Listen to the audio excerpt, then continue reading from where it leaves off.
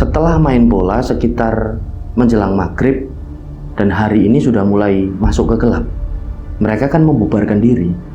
Dan salah satu dari mereka itu tiba-tiba melihat di bawah pohon yang ukurannya ini cukup besar, persis di bawahnya itu ada sosok ini yang menyerupai Vina.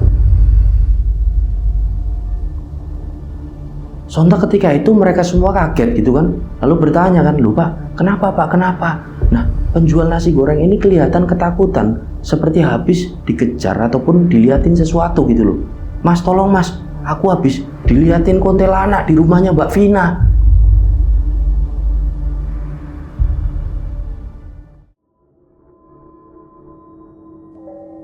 A'udzubillahiminasyaitonirrajim. Bismillahirrahmanirrahim. Assalamualaikum warahmatullahi wabarakatuh. Apa kabar rencang semua? Semoga semuanya dalam keadaan sehat, selalu diberikan kelancaran dalam beraktivitas dan juga kelancaran rezeki.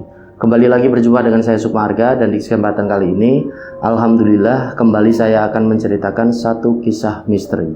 Nah, buat rencang semua yang menonton tayangan kali ini dan belum subscribe, yuk subscribe dulu dan jangan lupa untuk klik notifikasi loncengnya. Tentunya agar channel ini lebih berkembang dan saya menjadi lebih bersemangat lagi dalam membagikan cerita-cerita terbaru. Dan semoga amal kebaikan rencang semua dibalas sesuatu yang lebih besar dan berlipat-lipat oleh Allah Subhanahu wa taala. Amin. Baik, tanpa berlama-lama, pasang headphone masing-masing dan tetap waspada sekeliling Anda.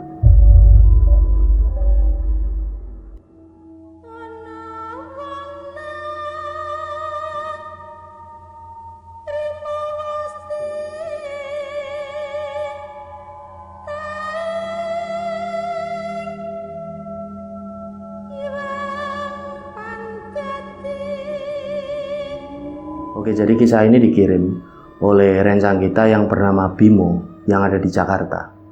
Nah, Bimo yang tinggal di Jakarta ini mengirimkan kisah ini dengan latar belakang kota Jakarta sekitaran 25 tahun yang lalu. Artinya kisah ini terjadi sekitar akhir tahun 90-an. Nah, pada saat itu Bimo ini masih duduk di bangku SMA. Jadi Bimo ini tinggal di salah satu perumahan yang ada di sekitaran daerah Jakarta Pusat. Yang waktu itu ketika siang hari Bimo ini baru pulang dari SMA-nya, dari sekolahnya. Pertama kali dia ini masuk gerbang ke pintu perumahannya itu, dia melihat banyak sekali warga ini berbondong-bondong menuju ke satu rumah yang letaknya ini ada di pojokan. Nah, kemudian Bimo ini kan mendekati kerumunan itu, warga itu, dan ternyata warga di perumahan itu menemukan ada satu bungkusan karung dengan ukuran ini yang besar, dan ternyata isinya itu adalah mayat. Jadi mayat itu sudah terpotong-potong bagian tubuhnya, jadi tangan, kepala, dan badan itu saling terpisah. Nah, selanjutnya dijadikan satu gitu loh, dalam satu karung yang dengan ukuran besar itu. Nah, akhirnya warga ini kan melaporkan kejadian itu ke kantor polisi. Dan 20 menit kemudian setelah itu polisi itu datang, kemudian memasang garis polisi, dan supaya warga ini kan tidak melintas gitu, tidak masuk ke TKP. Nah, setelah diketahui bahwa mayat korban mutilasi ini adalah seorang mahasiswi yang kebetulan adalah warga perumahan itu juga. Jadi memang sengaja pelaku pembunuhan itu menaruh mayatnya itu persis di depan rumah korban. Jadi korban ini diketahui, kita sebut namanya Vina, anak sematawayang dari salah satu warga perumahan di sana yang bernama Pak Derajat. Nah, akhirnya warga ini mulai bergunjing satu sama lain di situ. Ada yang berspekulasi bahwa mungkin si Vina ini dibunuh oleh pacarnya sendiri, karena Vina ini sering terlihat pergi dengan pacarnya. Nah, ada lagi yang berspekulasi mungkin juga Vina itu dibunuh sama itu loh preman-preman yang ada di sana pas lagi mabuk, terus diperkosa kemudian dibunuh, dan masih banyak lagi spekulasi yang timbul semacam itu. Sedangkan polisi sendiri belum tahu motifnya seperti apa, ya masih dalam penyelidikan. Nah, singkat cerita, warga sudah tidak membicarakan lagi hal itu setelah beberapa hari kemudian ini, dan kasus tersebut ya sudah ditangani gitu loh oleh pihak kepolisian. Lalu pada suatu sore Bimo dan teman-teman ini main bola seperti biasa di dekat perumahan, karena di sana memang ada satu lapangan cukup besar itu dikelilingi pohon-pohon yang cukup besar pula. Nah, setelah main bola sekitar menjelang maghrib dan hari ini sudah mulai masuk ke gelap, mereka kan membubarkan diri. Dan salah satu dari mereka itu tiba-tiba melihat di bawah pohon yang ukurannya ini cukup besar, persis di bawahnya itu ada sosok ini yang menyerupai Vina. Dia pakai jubah putih, berdiri persis di bawah salah satu pohon yang ukurannya cukup besar yang ada di sana. Nah, sosok yang menyerupai Vina itu tidak melakukan apa-apa, hanya diam aja gitu sambil memandangi ke arah mereka. Nah, jadi semua yang baru selesai bermain bola itu sontak di situ kan, salah satunya teman dari Bimo lalu berucap gitu kan, Bim, itu kok ada Mbak Vina, Bim, ada Mbak Vina. Jadi ketika itu Bimo melihat, benar-benar melihat, dan teman-temannya juga melihat ada sosok menyerupai Vina di situ, cuma berdiri aja gitu, dengan pakai baju panjang seperti jubah berwarna putih. Nah, pada saat itu juga mereka semua itu kan akhirnya lari ketakutan dan pulang ke rumahnya masing-masing. Nah, sesampainya di rumah, Bimo itu kan mulai cerita ke orang tuanya bahwa ketika pulang dari main bola tadi, dia dilihatin sosok Mbak Vina itu loh. Dan gak lama kemudian akhirnya muncul desas-desus dari banyak warga bahwa Vina itu gentayangan, Vina ini gentayangan, Vina ini gentayangan. Jadi kronologi kejadiannya menurut pengakuan dari bapaknya, si Vina itu sebelumnya pamit keluar rumah sama orang tuanya untuk menyelesaikan skripsi. Karena memang Vina ini kondisinya sedang dalam proses menyelesaikan skripsinya. Dan Vina pada waktu itu statusnya sebagai mahasiswi di salah satu perguruan tinggi yang ada di Jakarta. Ya bisa dikatakan dia memang lagi sibuk-sibuknya skripsi pada saat itu. Lalu ceritanya ini pada suatu hari dia ini pamit ke orang tuanya untuk mengerjakan skripsinya itu, entah di mana. Jadi cuma pamit aja, dia keluar mau ngerjain skripsi ini entah di mana, nggak bilang gitu loh sama kedua orang tuanya. Ya intinya pamit cuma keluar rumah gitu aja.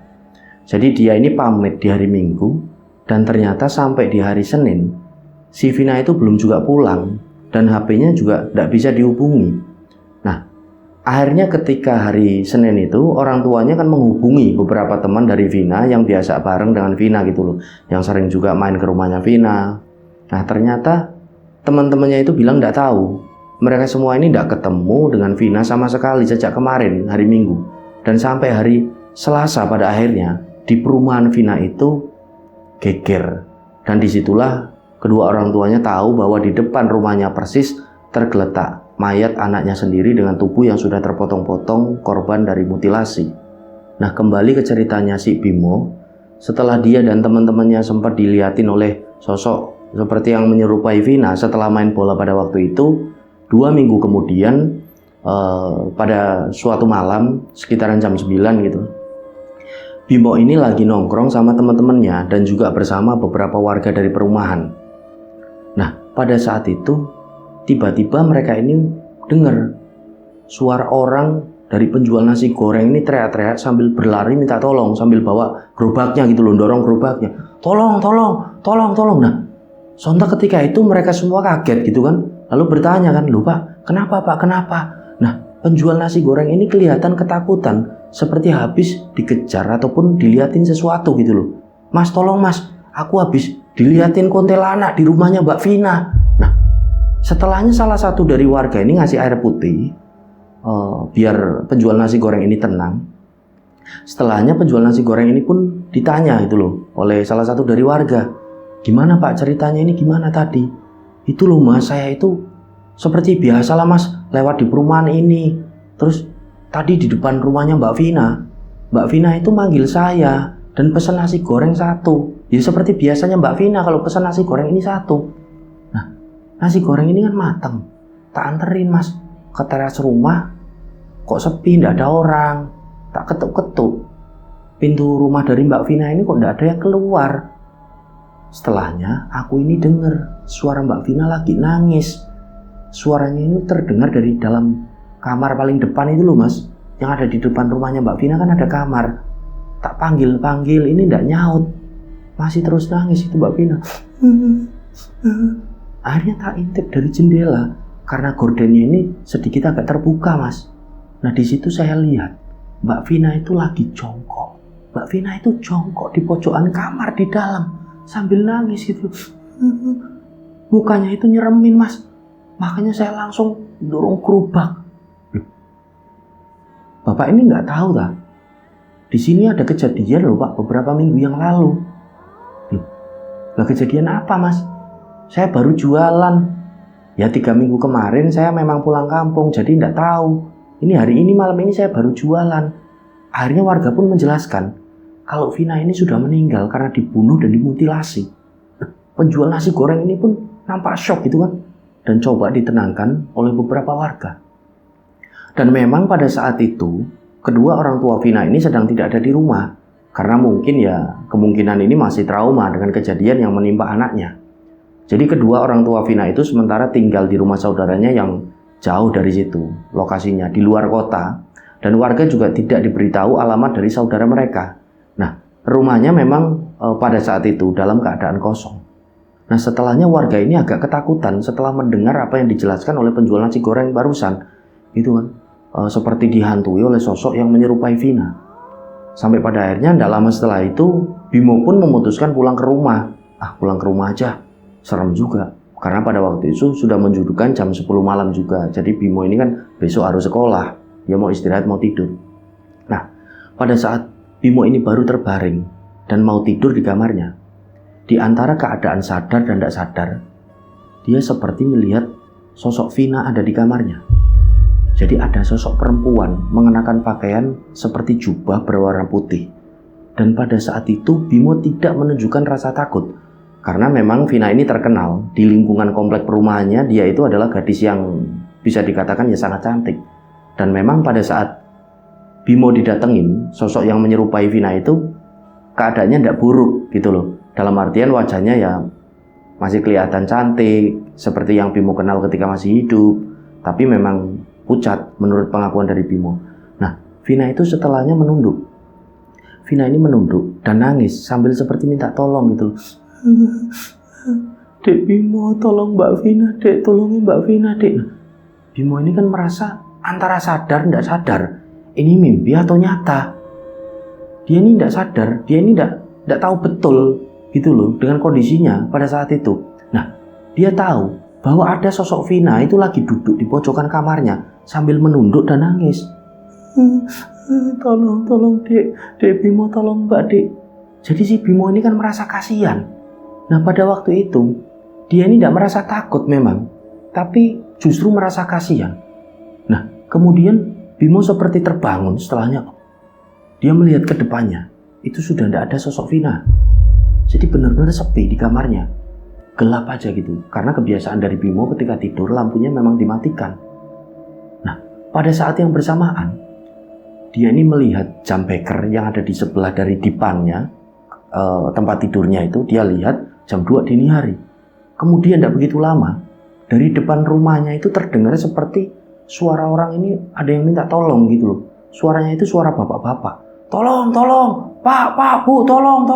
Nah, pada saat dini hari yang sunyi seperti itu, ketika ada orang minta tolong kan pasti terdengar dengan sangat jelas gitu kan. Nah, Bimo ini langsung keluar sambil dia ini batin, siapa yo yang minta tolong jam segini? Dan begitu dia keluar rumah, terlihat banyak juga warga yang keluar. Dan ternyata ada security dari perumahan, security komplek itu, yang minta tolong ke orang-orang. Karena baru saja dia mengaku bahwa dirinya dihantui sosok Vina. Jadi memang sudah menjadi seperti rutinitas gitulah. Security perumahan ini kan keliling setiap beberapa jam sekali di waktu malam. Dan pada waktu itu di sekitaran jam 2 dini hari, dia itu keliling menggunakan sepedanya seperti biasa sambil melewati komplek perumahan. Dan ketika melewati depan rumah Vina, tiba-tiba dia mendengar suara perempuan ini yang nangis gitu loh. Nah, security ini sambil mengayuh sepedanya pelan-pelan. Kok dengar suara nangis? Apalagi dia tahu kan kondisinya bahwa belum lama ini baru saja ada kejadian kalau Vina ini terbunuh di situ.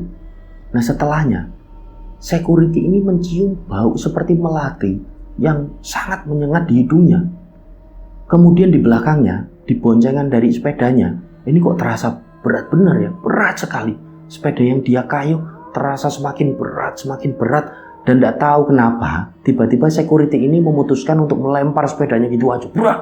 Dia ini langsung lari gitu loh, karena ketakutan. Jadi sebenarnya security itu, dia itu belum sempat noleh ke belakang. Ini ada siapa sebenarnya di belakangnya. Jadi security ini seperti paranoid sendiri, parno sendiri, ketakutan karena hal itu tadi. Nah, setelah ada beberapa kejadian ganjil di keesokan harinya, warga itu langsung mengadakan sebuah pertemuan untuk diobrolkan lah ini gimana baiknya supaya sosok seperti yang menyerupai Vina ini tidak lagi menghantui gitu loh. Nah, banyak dari warga ini yang berspekulasi bahwa itu bukan Vina yang gentayangan, itu adalah sosok jin korin yang gentayangan untuk menakuti warga gitu. Ada lagi yang berpendapat bahwa itu memang rohnya yang belum jangkep. Kalau kata orang Jawa ini belum jangkep rohnya, karena dia mati dalam keadaan dibunuh. Ya mungkin dia masih nyari siapa pembunuhnya. Akhirnya daripada warga ini berspekulasi macam-macam, warga ini pun bersepakat, ayo kita panggil orang yang paham tentang ini aja. Dan kemudian setelah warga ini bersepakat, warga ini pun memanggil satu orang kiai. Ini didatangkan dari luar kota.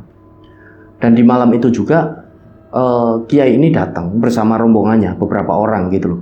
Dan ketika kiai dan rombongannya itu datang ke rumah Vina, dengan beberapa warga juga, rumah itu masih nampak kosong karena orang tua dari Vina kemungkinan belum kembali karena sempat pamit ke warga untuk sementara ya akan tinggal gitu kan di rumah saudaranya di luar kota, seperti yang saya singgung tadi di depan. Nah, setelahnya Pak Kiai ini mulai ngecek rumah Vina. Ngeceknya ini hanya dari teras gitu loh rencang semua, karena rumahnya kan memang terkunci. Nah, Pak Kiai ini ngecek sambil membacakan doa dengan rombongannya itu. Beliau ini membacakan doa dan segala macam, membawa air juga untuk setelahnya ini diciprat-cipratkan ke sekitar area teras rumah itu.